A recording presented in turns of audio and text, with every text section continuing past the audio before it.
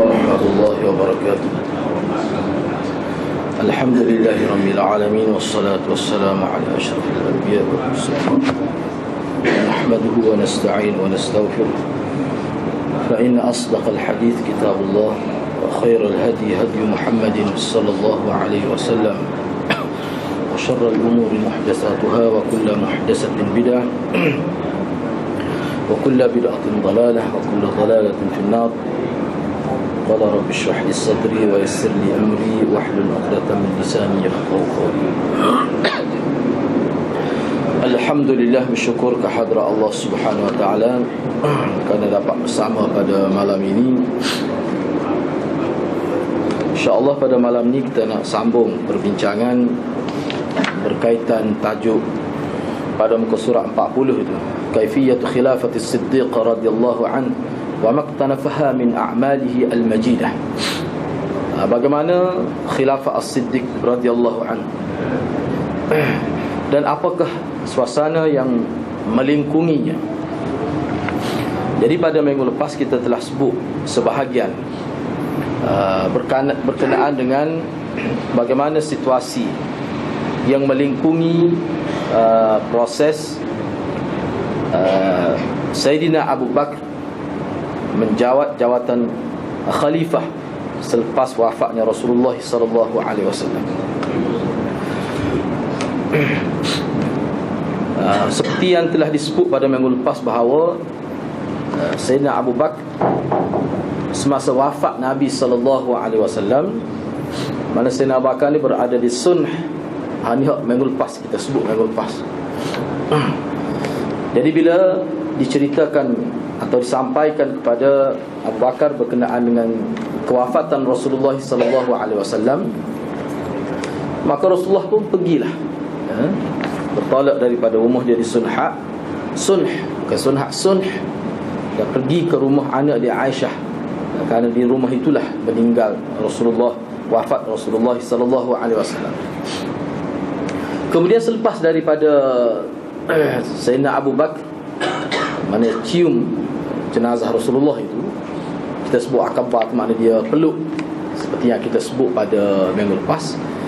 Summa kharaja, kemudian Sayyidina Abu Bakar pun keluar, pergi ke masjid, iaitu Masjid Madinah, Masjid Nabi sallallahu alaihi wasallam, yang mana di masjid pada waktu itu terdapat ramai dari kalangan sahabat. Dan Sayyidina Umar juga berada di masjid pada waktu itu, yang mana Sayyidina Umar pada waktu dalam keadaan yang agak tidak terkawal.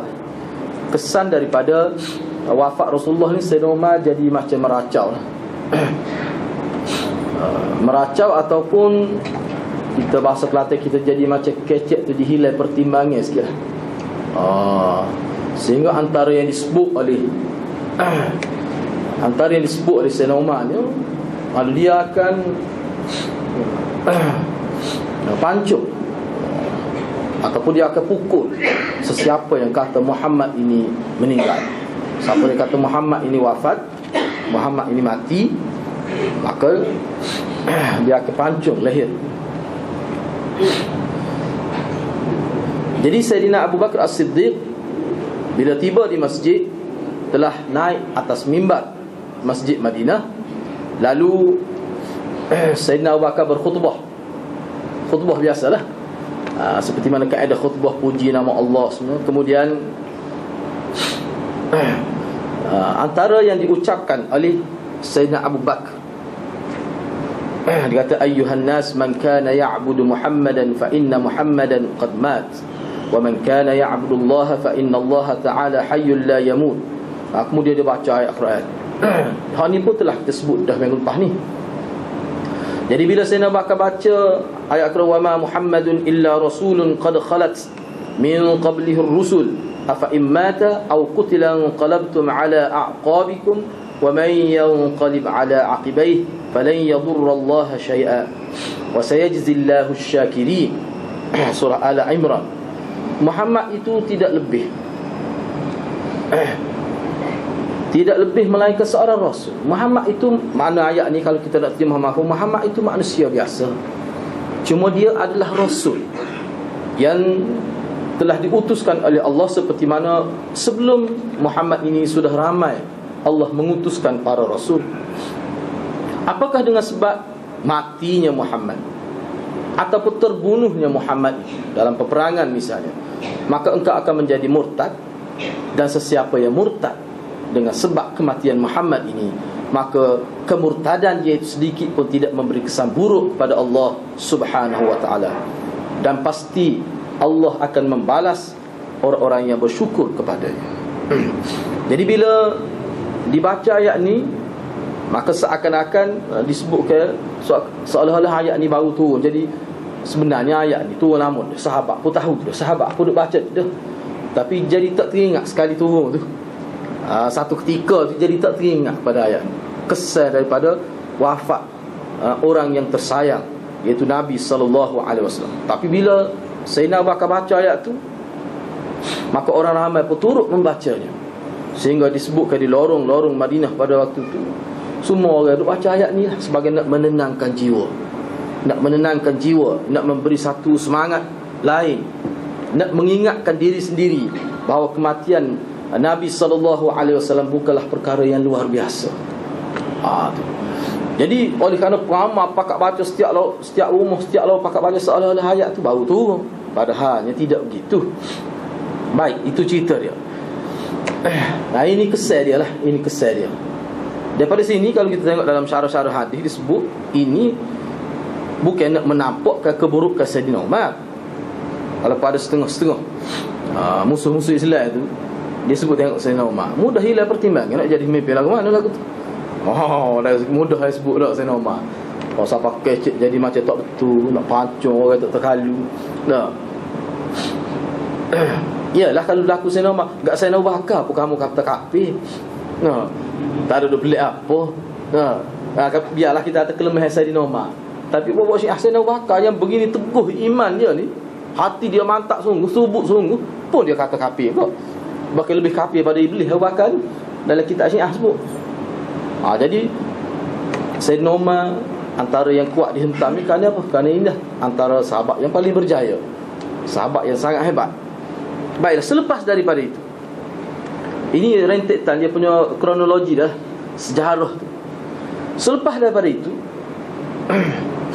disebut di sini juga golongan Ansar, wajtama'atil Ansar fi saqifati Bani Sa'idah yatashawaruna wa la yadruna ma yaf'alun. Minggu lepas pun kita sebut dah ni. Jadi kumpulan Ansar berhimpun di Saqifah Bani Sa'idah. Mereka bermusyawarah dan mereka tak tahu nak buat apa, bagaimana nak bertindak ni. Mati dah Nabi SAW, wafat, nak buat macam mana. Dan perkumpulan ataupun perhimpunan golongan Ansar di Saqifah ini diketahui oleh golongan Muhajirin.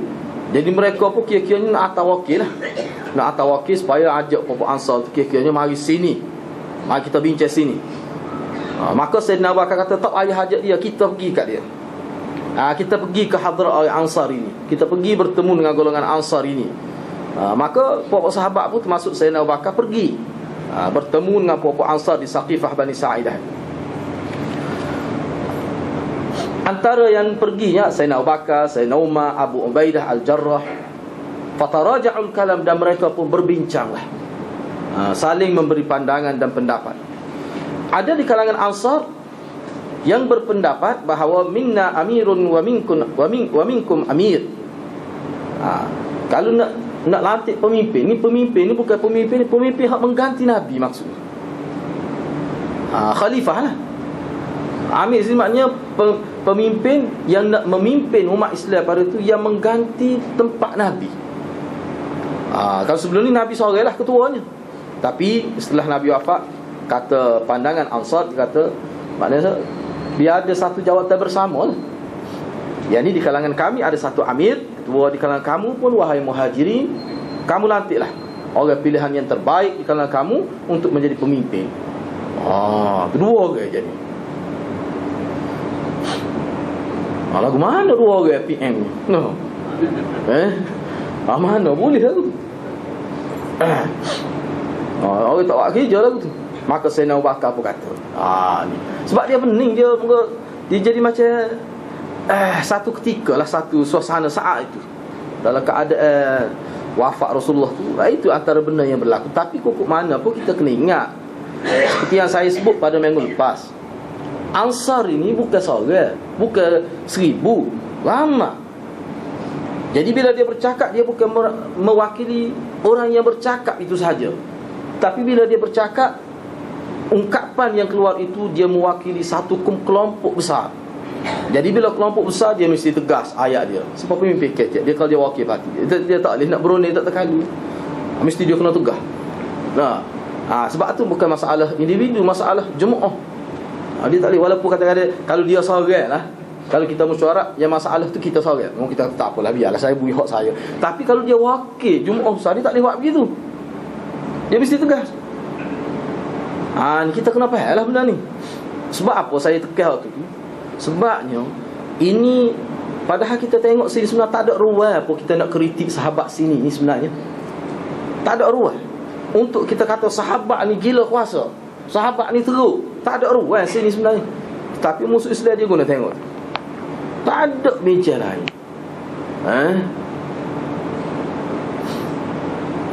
Makna wafat saja Nabi, nampak dah bunga-bunga nak berebut kuasa tu, nak berebut jawatan. Macam-macam. Nak kata boleh tahan kata. Nak kata tu boleh tahan kata.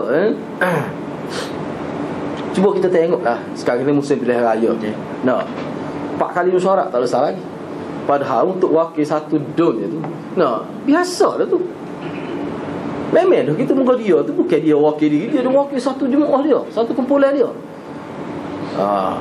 Jadi dia tu bawa suara kumpulan dia. Dia tak boleh maknanya bercakap berdasarkan kepada selera dia sebagai individu, tak, selera kumpulan dia, jemaah dia. Jadi perkara ini dia tak boleh main-main. Dia tak boleh nak buat keputusan kalau ada benda-benda di luar daripada perbincangan yang dia bincang. Dia kata saya kena bincang semula. Tangguh dulu. Itu bukan bermakna rebut kuasa. Jadi benda-benda ni kena faham lah. Maknanya ruang untuk kita bersangka buruk terhadap sahabat ni, bersangka baik terhadap sahabat, sangat luas di Saqifah Bani Sa'idah. Okey, baik. Antara yang bercakap di Saqifah Bani Sa'idah ni Abu Bakar. Dalam ramai-ramai sahabat tu, antara yang berucap lah Abu Bakar As-Siddiq, Sayyidina Abu Bakar As-Siddiq. Jadi Sayyidina Abu Bakar ni digambarkan dia ni bercakap agak pandai lah. Dia cakap pada dia tu memang mantap, kemah, berfakta disebut. Banyak tetapi betul. Banyak berisi kita kata. Antaranya kata Sayyidina Abu Bakar As-Siddiq, nahnul umara wa antumul wuzara, anna Rasulullah sallallahu alaihi wasallam qala al-a'immatu min Quraisy wa qala usikum bil ansar khaira an taqbalu min muhsinihim wa tatajawazu an musiihim. Ni antara yang Sayyidina Abu Bakar sebut. Sayyidina Abu Bakar kata, kami umara, kami adalah kalangan umara, yakni pemimpin. Kamu adalah wuzara, menteri-menteri, ataupun kita kata esko. Maknanya ada hierarki dia lah, ada carta dia tu, kedudukan. Tapi semuanya ada ruang untuk membantu kerajaan Islam di Madinah ini. Kami pemimpin dan kamu ni pembantu pemimpin. Sesungguhnya Rasulullah sallallahu alaihi wasallam telah bersabda, kata Sayyidina Abu Bakar, kepimpinan imam itu adalah daripada pihak Quraisy, al-a'immatu min Quraisy. Sebab kita kena tahulah, sebab kalau dalam ahli sunnah dalam kita Islam ni guna imam ke amir khalifah tu maknanya pemimpin, hak tula je dalam pemahaman kita orang Islam kita. Kalau puak Syiah ada imam ni dia paling tinggi daripada khalil, tinggi daripada khalifah, tinggi daripada imam, tinggi segala-galanya. Sebab imam ni dia terima wahyu, khalifah tidak terima wahyu, amir tidak terima wahyu. Mana imam ini dia maksum. Dia tak serupa imam ini. Jadi kalau sebut sini al-aimah ni maknanya termasuk khalifah lah. Termasuk khalifah. Kepimpinan itu daripada Quraisy. Sayyidina Abu Bakar meneruskan bicara dengan menyebutkan aku, yakni Nabi. Nabi juga ada bersabda. Ni dalam kitab Bukhari ya, ni hadis ni. Usikum, kata Nabi, aku berpesan, aku berwasiat kepada kamu, supaya aku berwasiat kepada kamu tentang orang-orang Ansar. Berwasiat supaya kamu melakukan kebaikan terhadap orang Ansar ini, supaya kamu menerima jasa-jasa mereka, dan kamu jangan mengambil salah apa-apa yang kesalahan yang mereka lakukan. Mana jangan ambil salah, jangan duk ingatlah kesalahan dia. Itu maksud dia. Sebab tu dalam syarah hadis dia kata la tu'akhidhuhu biisaatih. Jangan kamu anggap itu sebagai satu kesalahan besar. Siapa ingat semua catat. Dan itulah kita jadi peringatan kepada umat, dia ni ada buat salah. Jangan begitu dengan orang Ansar. Kalau dia ada buat salah, supaya kita lah. Ini bahasa adab. Supaya kita buat salah. Walaupun tu kan salah, tapi kita buat tak tahu. Bukan kita kata tidak salah. Sebab apa tu? Kerana hormat pada ayah kita. Kalau ayah kita pun begitu, orang lain pun begitu. Kalau ada dia buat salah, kata walaupun dosa besar, dia pernah minum arak, tapi dia telah bertaubat, kita buat tak tahu. Kita ingat, cuma kita buat tidak tahu. Itu pesen orang Islam je. Itu cara orang Islam. Sebab orang Ansar ni, dia tidak maksum. Kalau dia ada buat salah, kenapa kamu tengok kesalahan-kesalahan itu saja? Kamu tak tengok ke jasa dia? Berjayanya perjuangan Nabi kerana dia dengan Muhajirin. Bahkan Muhajirin berjaya mengambil tempat yang baik di Madinah itu kerana puak-puak Ansar. Yang mana kalau kita baca sejarah Ansar, perjuangan dia, kita tak akan dapat tandingi perjuangan puak-puak Ansar ni. Hebat sungguh. Sehingga dalam Quran pun sebut, kita akan tengok lepas ni ada, dia sebut khusus tentang itu. Jadi kalau ada kesalahan, lepas tu kita nak sebut tu, jasa je kita tak sebut. Sebab itulah ulama sebut dalam kitab. Kita kata sahabat, misalnya Sayyidina Umar, kalau ada salah, memang ada pun, manusia kan. Baik, Muawiyah, kalau ada dia buat salah, baik, cuba kira kesalahan dia, boleh bilang ke? Kalau kita letak 10 jari ni, boleh cukup ke 10 kesalahan dia. Tapi kalau bilang kebaikan dia, dengar dia pergi perang saja tu, padat dah. Pergi perang besar tu. Tak bukan sekali perang Muawiyah ni. Bacalah sejarah dia. Lepas tu adalah kalau kesalahan yang kita anggap kesalahan, padahal benda tu boleh takwil lagi. Kalau ada pun, maka perkara itu la tatajawazu an musiihim. Janganlah kita duduk letak depan siapa duduk sebut-sebut tu sama. Tak kena lagu tu. Bukan cara umat Nabi tu lagu tu. Itu cara musuh pada Nabi tu kalau cara gitu tu. Allah Subhanahu Wa Taala sendiri dalam doa banyak-banyak doa Nabi pun ada kan Nabi dah, ya Allah janganlah kamu anggap aku buat salah ni sebagai salah. Mana kita minta Allah maafkan kita. Begitu juga kita dengan sahabat ni. Dia ajar begitu Nabi sebut guna bahasa la tatajawazu. Yani la tu'akhizuhu. Jangan kamu anggap salah. Sayyidina Bakar sebut gitu. Seterusnya Sayyidina Bakar memperingatkan lagi. Selepas dia baca hadis tu, dia kata innallaha ta'ala sammana as-sadiqin. Allah telah menamakan kami puak-puak Muhajirin sebagai sadiqin, dan Allah telah menamakan kamu wahai Ansar sebagai muflihin. Dan dalam ayat itu, ni ayat depan dia sebut ni, Allah telah memerintahkan kamu supaya kamu bersama kami. Dalam ayat ni, dalam ayat Al-Quran ni, ya ayyuhalladzina amanu taqullaha wa kunu ma'as sadiqin. Wahai orang-orang yang beriman, bertakwalah kamu kepada Allah dan beradalah bersama orang-orang yang benar. Beradalah bersama orang-orang yang benar. Jadi sini dia buat, mari ayat lengkap dia. Ayat dia gini.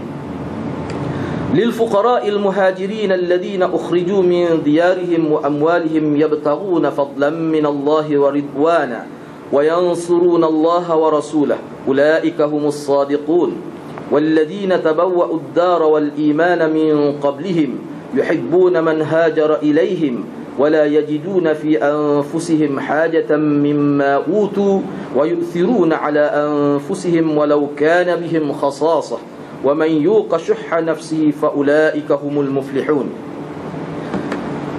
Bagi orang-orang fuqara, bagi fuqara muhajirin yang mana mereka telah dihalau keluar dari kampung halaman mereka dan harta mereka disekat, tidak diberikan, mereka bawa bersama ke Madinah.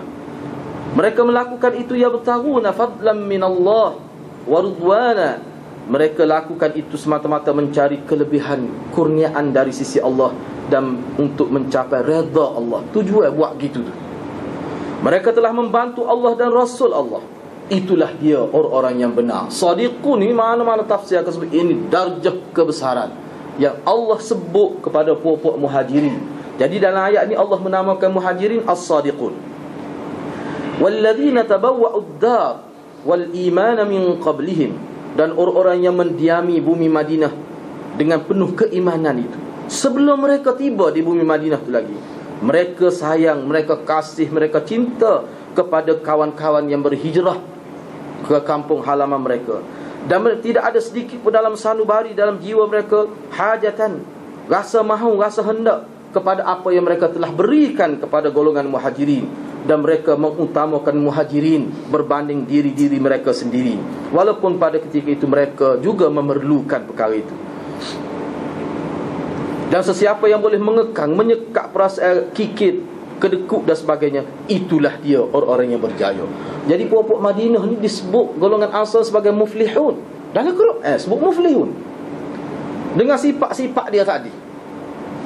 Cuba hadirat baca sejarah Ansar ni, bagaimana berlaku proses perpindahan Nabi ke bumi Madinah, dan bagaimana sambut Ansar, puak-puak Ansar yang terdiri daripada Aus dan Khazraj itu. Ada bini ramah tu, pilih nak mana. Ada disebut bui bini, bui bini, pilih dah mari selas pinggir, tak ada bini, tak ada harta. Lepas tu bui pula duit, bui pula tanah, setengah tu jadi modal perniagaan dan sebagainya. Tu. Lepas tu bila bui tak ada lah berasa menyesal, bui tak ada dalam ayat ni sebut. Dia tak perlu dah kepada dia bui kepada muhajirin. Inilah dia orang yang berjaya ni. Inilah ciri orang yang berjaya. Ni sifat puak-puak muhajirin lagu tu dan Ansar gitu. Jadi Sayyidina Abu Bakar sebut ayat ni lah. Jadi berdasar pada ayat ni, maknanya Allah SWT laqabkan, gelarkan darjah kebesaran, bermakna memberikan darjah kebesaran kepada muhajirin dengan sadiqin. Itu darjah kebesaran berguna dunia akhirat tu.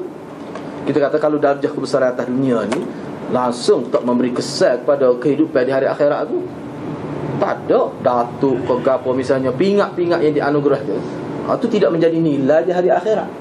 Tapi darjah kebesaran sadiqin, muflihun, sadiqun ini dia memang berguna lebih-lebih lagi di hari akhirat.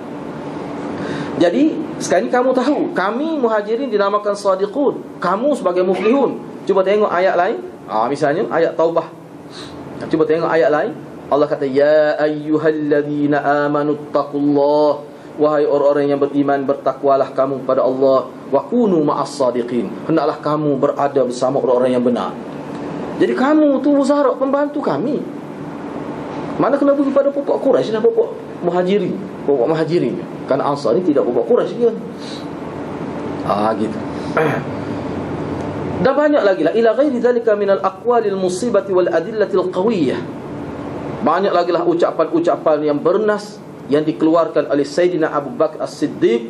Lalu bila mendengar ucapan Sayyidina Abu Bakar itu, maka insaflah, sedarlah Ansar, fatadhkurul ansar dzalik, maka sedarlah daripada kekacauan pemikiran golongan Ansar pada waktu itu. Waqadat ilaih, lalu dia pun turut patuh ikut apa yang disebut oleh Sayyidina Abu Bakar itu, dan mereka melakukan bai'ah kepada Abu Bakar As-Siddiq pada waktu itu juga. Jadi dengan golongan Ansar tak ada masalah. Bila Sayyidina Abu Bakar sebut, semua pakat bai'ah pada Abu Bakar. Ini kedudukan cerita dia ni. Jadi kalau ada hadirat dengar kata Sayyidina Abu Bakar ni mana separuh masyarakat pada waktu tidak bai'ah pada Sayyidina Abu Bakar, itu fitnah itu. Itu fitnah itu. Itu fitnah. Wa qala Abu Bakar, Ni masih berkaitan dengan selepas Sayyidina Abu Bakar memikul tanggungjawab khalifah itu. Ini berkait dengan Usamah, tentera yang kira-kiranya Nabi hantar Usamah untuk pergi perang pada waktu itu. Tiba-tiba Nabi mati, kemudian tentera tu kira-kiranya balik semula lah. Balik semula, khususnya Usamah itu tak jadi. Sayyidina Abu Bakar kata pada Usamah, unfudh li amri Rasulillah sallallahu alaihi wasallam. Faqala Umar, kaifa tursilu hadzal jaysha wal arabu qad tarabat alayk? Faqala law la'ibatil kilabu bi khalakhil nisa'il Madinah ma radattu jaishan anfadahu Rasulullah sallallahu alaihi wasallam.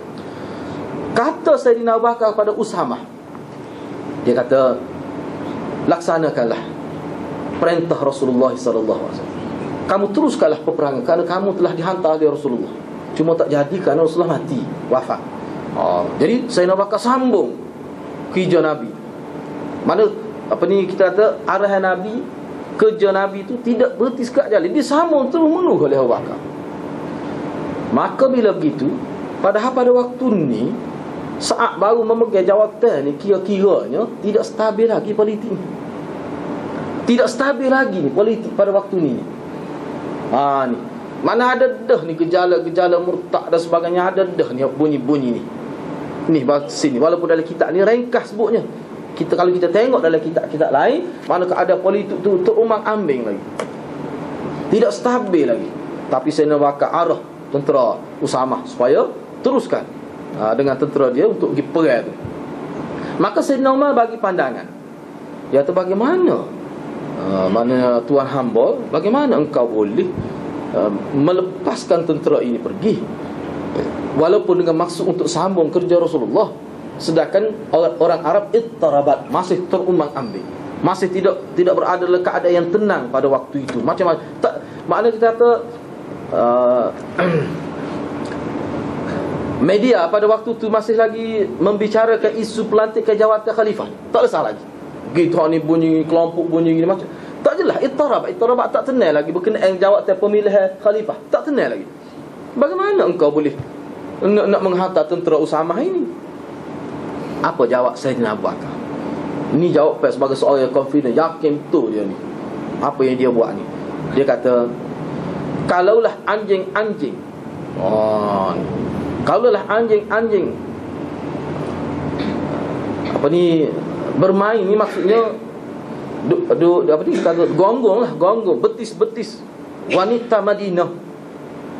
Mana kalaulah anjing mempermainkan gonggong dan sebagainya, berkaitan. Mana menghina lah, sebagai hina betis-betis wanita Madinah,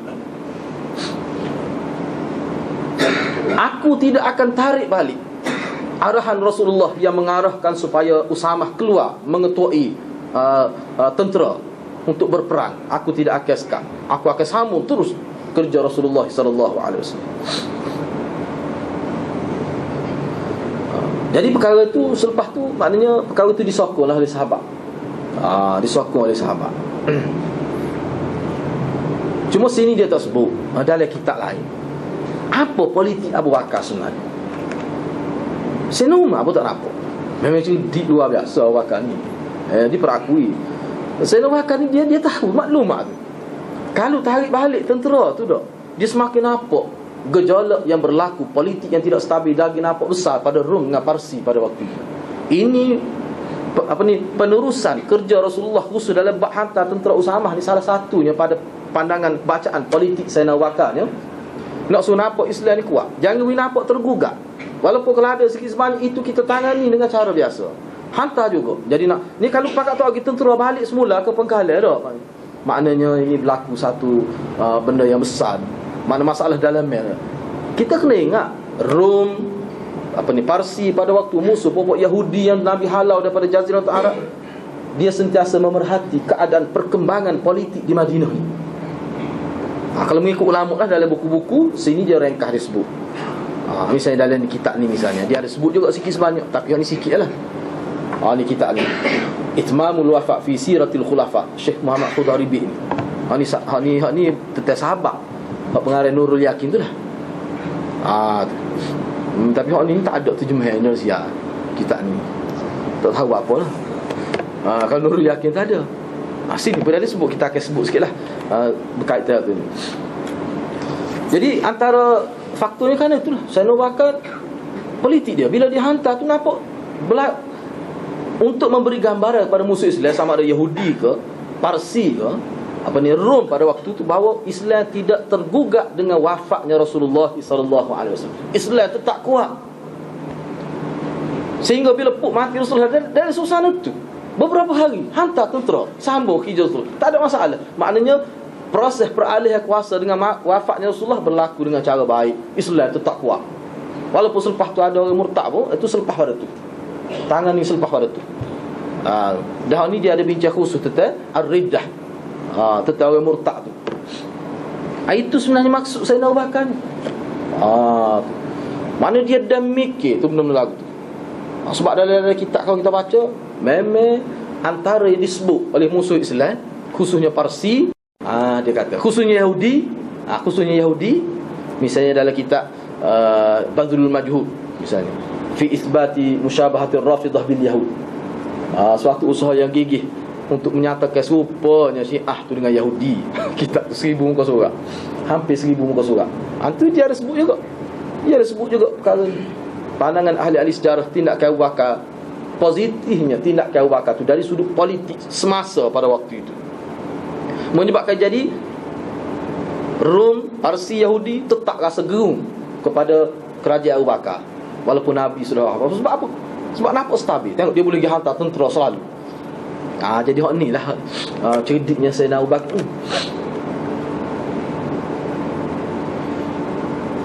Berkata Sayyidina Umar ada sebut lagi pada Sayyidina Abu Bakar. Ini semua ni berlaku sebaik saja Abu Bakar, Sayyidina Abu Bakar menjawab jawatan khilafah. Kita kena ingat tajuk tu kita bincang ni. Kata Sayyidina Umar kepada Sayyidina Abu Bakar lagi. Dan orang lain pun sebut begitu juga. Apa dia? Sebab tu saya kata pada waktu ni, pada saat ni, dia saat ni berlaku. Jadi kita dah sebut ni berlaku dalam waktu yang sama. Sayyidina Umar dan orang lain pun kata Sayyidina Abu Bakar, kalau ada lah orang tak siwak keluar zakat, boleh ada dia keliru macam-macam gini, tak siwak keluar zakat, sabarlah. Lah sebentar, jangan buat gana-gana. Sabar, fasbir alaihim. Sabar, biarlah. Kita tangani semula, biarlah dulu. Kita sesat benda-benda lain. Waktu tu kita boleh bincang cara pendekatan diplomatik dan sebagainya. Itu maksudnya jangan serat, jangan gerakkan tentera, jangan guna kekerasan kepada puak-puak yang tidak mahu mengeluarkan zakat. Itu pandangan Sayyidina Umar dan setengah-setengah sahabat yang lain. Apa kata Sayyidina Abu Bakar? Akhir sekali Sayyidina Umar, dalam kitab ni dia tak sebut, dalam kitab lain akhir Sayyidina Umar kata memang Sayyidina Umar angkat tangan. Hebat Sayyidina Abu Bakar. Dia pun tak nampak politik Sayyidina Abu Bakar. Ramailah sahabat kata jangan serai orang murtad ni, muka dia tak faham. Dia ingat ke zakat ni untuk Nabi saja. Dan kita kena ingatlah, Sayyidina Abu Bakar ni dia pergi serai tu bukan bermakna siapa dia tak keluar zakat serahlah. Dia hantar dulu wakil memperjelaskan kedudukan zakat ini dalam konteks agamanya macam mana. Jelas dulu. Bukan kata hantar kalau gitu memang salah. Hantar dulu. Cuma maksud Sayyidina Umar dengan sahabat yang lain ni, jangan guna kekerasan. Ni siapa perang dengan bapak murtad ni? Dia jarak dia, bumi Madinah dengan tempat orang murtad tu paling dekat adalah 5 hari atau 7 hari. Naik kuda. Jarak tu jauh. Ni waktu bapak murtad tak ada berlaku di sekitar Madinah, Mekah tak ada berlaku. Di kawasan yang jauh. Disebut gitu. Apa jawapan Sayyidina Abu Bakar?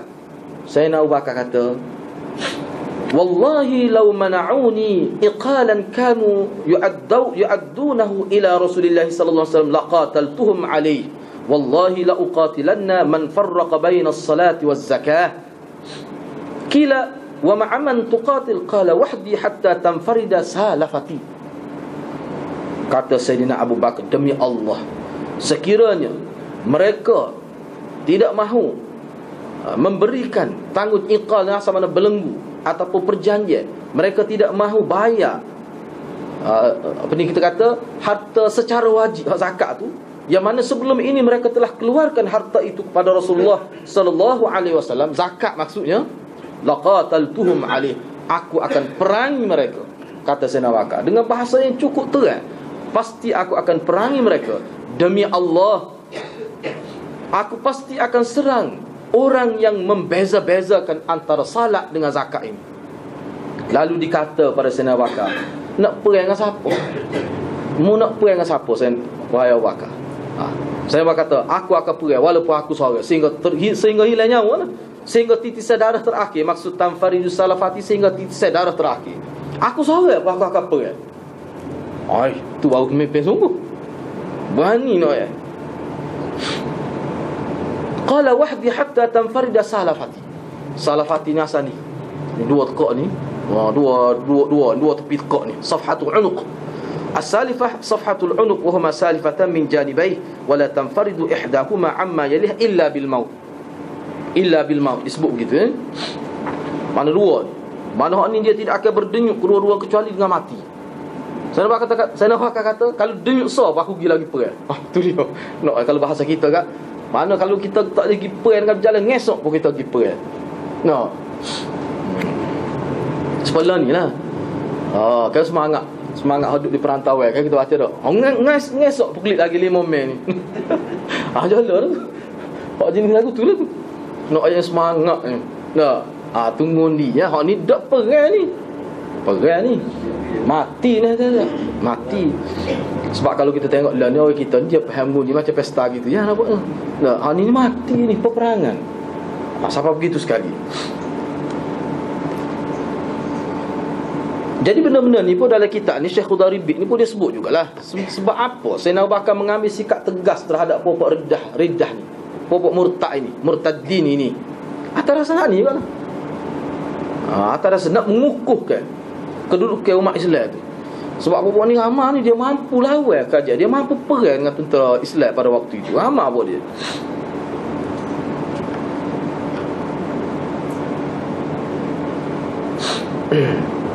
Gitulah.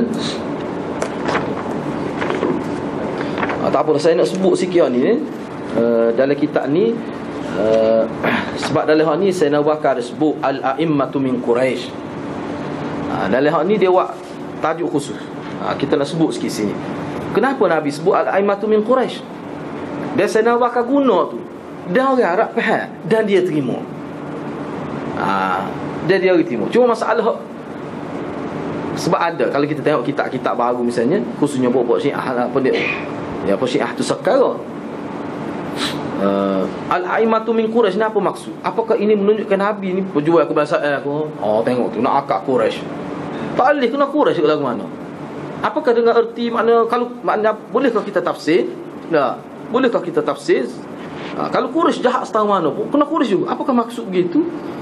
Apa sebab disebut Quraisy itu? Apa kelebihan semasa yang ada kepada Quraisy itu?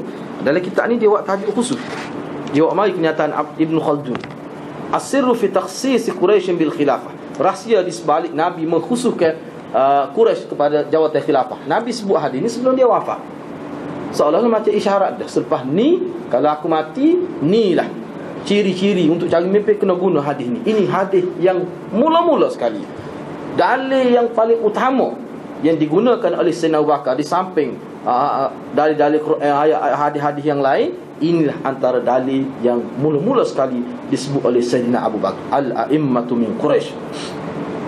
Hak jawab dia tekan lah. Lepas tu baru dia hurah maksud Quraisy tu apa. Jadi di sini saya nak sebut sikitlah. Sini pun dia sebut secara ringkas. Dia kata sebenarnya sebab Nabi SAW mengkhususkan Quraisy itu menjawab jawatan khilafah selepas wafat dia, kepimpinan itu, kerana mengambil kira iktibaran lil asabiyyah allati takunu bihi al himayah, kerana mengambil kira dari sudut asabiyah, semangat patriotisme itu yang ada dari sudut nak jaga bangsa itu. Dari sudut tu semangat tu dia tinggi pada bangsa lain, nak jaga keturunan, nak jaga ada sifat himayah, sifat bertanggungjawab, nak jaga, suka jaga kemaslahatan orang, khususnya bangsa dia.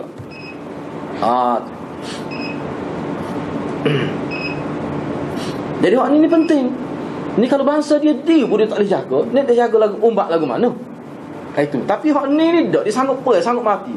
Jadi hak ni dia boleh jadi molek, boleh jadi tak molek sebenarnya. Boleh jadi asabiyah jahiliyah. Boleh jadi selagi dia panggil asabiyah ghalibah. Kalau jaga semata-mata jaga bangsa, dia boleh jadi asabiyah jahiliyah. Hak ni yang diharamkan oleh Nabi sallallahu alaihi wasallam. Tetapi yang ada pada Quraisy ini, asabiyah ni dia ada. Tetapi bila dibancuh dengan Islam, dibancuh dengan wahyu, dibancuh dengan ajaran Nabi, himayah unsur baik malakah yang disebut oleh Ibn Khaldun dalam kedudukan bangsa Quraisy itu, dia boleh perluaskan kepada jaga umat, bukan sekadar jaga bangsa Quraisy saja. Hak tu dia kena ada dulu persiapan. Lepas tu kita sesuaikanlah dengan Islam tu. Supaya Nabi sebut kan, sesiapa yang jadi pemimpin di kalangan kamu, bangsa Fatih Mekah itu, maka dia masuk Islam, dia juga akan jadi pemimpin. Apa maksud? Potensi baik, kecerdikan, kemampuan memerintah yang ada pada dia bila masuk Islam, dia dikawal oleh agama, maka dia akan jebat bakat tu. Tapi kalau orang Islam pun tak ada tu, dia tak boleh nak jadi pemimpin semata-mata Islam saja. Kadang-kadang bakat tu duduk dengan orang kafir, bila dia masuk Islam kena letak jadi ketua juga dia, sebab dia jenis bakat ketua. Begitu juga Quraisy ini, dia jenis memang Quraisy pemerintah, pemimpin. Tu jadi kena wui kepada dia. Lebih-lebih lagi dia sekarang ini sudah naik bukan atas nama Quraisy dah. Dia naik tinggi tegak dalam agama atas nama Islam dah dia ni. Cuma dia ni bangsa Quraisy. Jadi kelebihan dia kata himayah. Himayah ni semangat nak jaga bangsa itu. Asalnya. Tetapi bila dia terima Islam, bangsa itu dia jadi luah. Bukan sekadar bangsa, sudah jadi ummah, himayatul ummah. Sudah jadi jaga ummah, bukan jaga bangsa saja. Jadi semangat tu Nabi kata ada.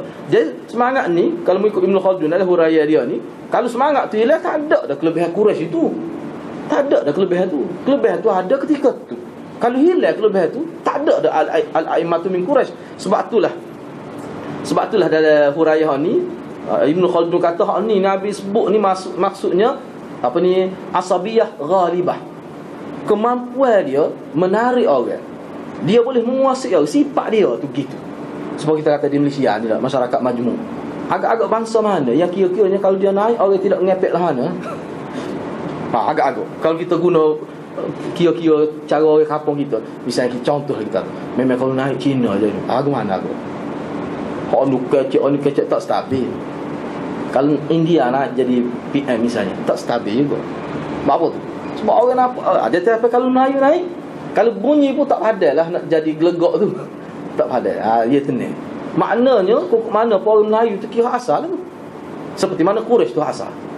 Banyak Quraisy tulis Quran pokoknya lughah Quraisy. Quraisy banyak kan? Quraisy dia jaga kepentingan Mekah. Memang Quraisy banyak Quraisy.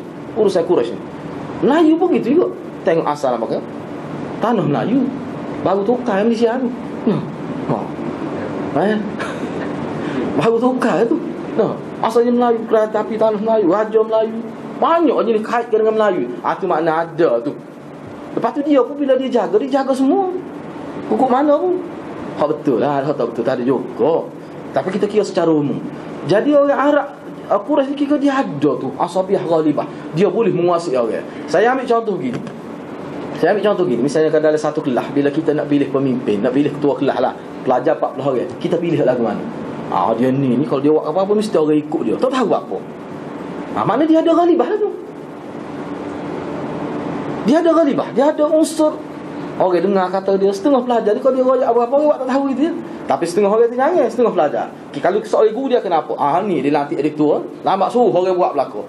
Ni kedudukan Quraisy pada waktu tu. Kalau di Malaysia ni siapa? Lah ni kita kata Melayu. Apatah lagi kalau dia naik tu dengan Islam seperti Quraisy di kalangan sahabat naik dengan Islam. Tak bunyi dah Quraisy tu sebenarnya Islam. Tapi kok mana semua kita tahu dia ni asal Quraisy. Tapi dia naik tu dengan Islam. Dia maju tu dengan Islam. Tu yang dimaksud ke al-a'immatu min Quraisy itu. Sebab tu dalam hadis lain kata kalau ada seorang aku Quraisy kena Quraisy lagi. Kalau dia ada sifat tu. Tapi kalau sifat tu dia tak ada semata-mata Quraisy, tak ada kelebihan. Yang tersirat di sebalik kenyataan Nabi ni, Nabi nak mengajar bangsa, kalau kamu nak dominan dalam sebuah negara, kamu mesti perkasa ke bangsa kamu. Tu Nabi nak ajarnya. Maksud kita menaik ke bangsa kita tanpa kita menjatuh ke bangsa lain, itu asabiyah yang mahmudah, yang diredai dalam agama Allah. Kita nak akak bangsa kita, kita tidak jatuh orang. Hak dikatakan asabiyah jahiliyah tu, dia naik dengan menjatuhkan orang lain, dengan menafikan hak orang lain. Hak itu asabiyah jahiliyah. Jadi kalau nak naik bersama, seiring kita kata, tu tak apa. Boleh. Kita kena usaha lah untuk bangsa kita. Tu tak apa. Ini dalam istilah dia panggil, maknanya asabiyah ghalibah. Dia ada kekuatan tu. Gitu ya. Memang pemimpin dia kena pilih lagu tu. Tengok dia duduk kampung, dia tidak jawatan ke, tapi orang waktu dia nak mesyuarat masjid, kita tanya dia, padahal dia tak ada jawatan ke. Tu ada ghalibah tu. Sebab Nabi ni, sebab sahabat Nabi, kira ghalibah setengah-setengah tu tak ada duit. Bukan kira duit pun orang nak dia tu.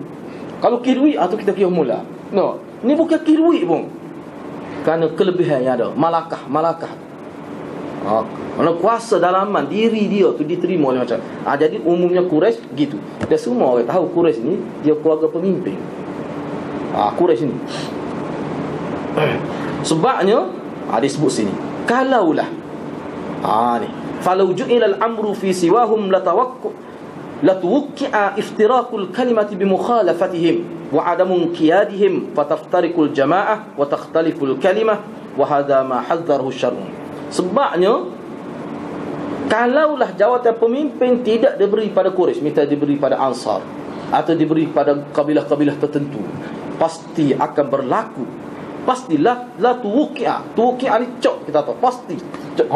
Pasti akan berlaku perpecahan, perbalahan. Tidak akan stabil politik pada waktu. Tapi bila pergi pada Quraisy, nak ayat Quraisy ni bangsa yang diiktiraf. Sebab apa? Kerana kelebihan-kelebihan yang ada pada dia ni. Dalam hadis sebut kan, dia suka menghubungkan silaturahim. Dia kalau dia berjanji, kalau dia berjanji dia tidak khianati janji. Hak jenis suka khianati janji ni puak-puak tak pakan. Nah, hak ni dia tidak khianati janji. Bila dia berjanji dia pegang sungguh. Ni sebenarnya antara ciri-ciri dia. Lepas tu dia antaranya dia hormat kepada tetamu. Mesti ini ada disebut. Benar-benar gitu.